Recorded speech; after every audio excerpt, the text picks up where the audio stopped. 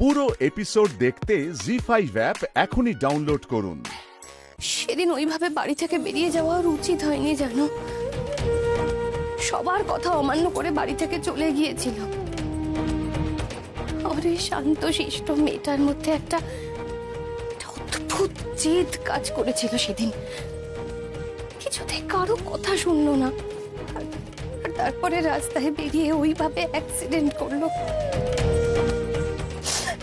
ঠাকুরজি বলে নিয়ম অমান্য করে বেরিয়েছিল তো বাড়ি থেকে, তাই মা ক্রুদ্ধ হয়েছিলেন।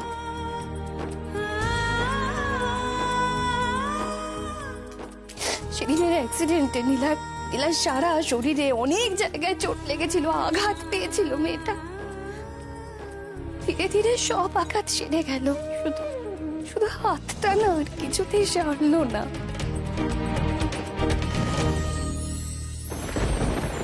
মা ক্রুদ্ধ হয়ে নীলা দিদিকে এত বড় শাস্তি দিল।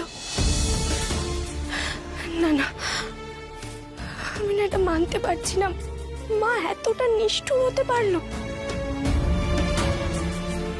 মা, তারপর কি হলো?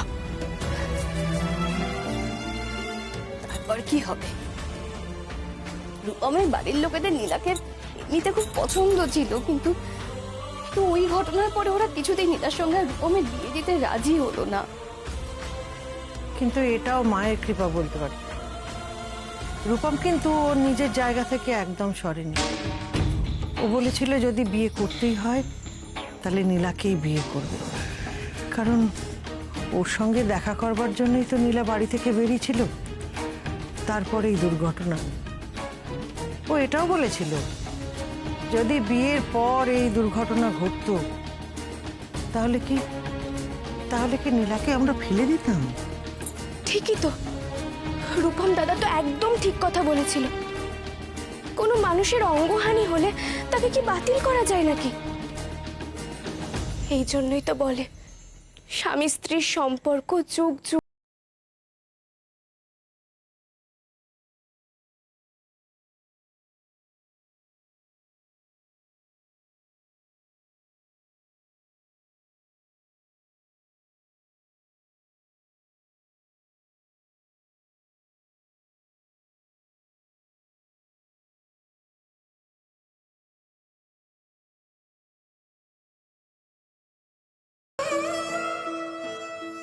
ছারখার হয়ে গেল আমার মেয়েটার জীবন,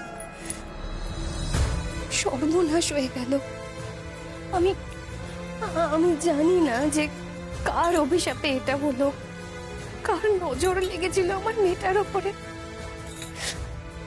কি এমন করেছিল নীলা? মা, আমি আপনাকে বলছি সবকিছু আবার ঠিক হয়ে যাবে। মা কখনো এত নিষ্ঠুর হতে পারে না, মা কখনো না। আপনি দেখবেন মায়ের কৃপাতে নীলা দিদির হাত আবার সেরে যাবে। জি5 ডাউনলোড করুন আর সব এপিসোড দেখুন একদম ফ্রি।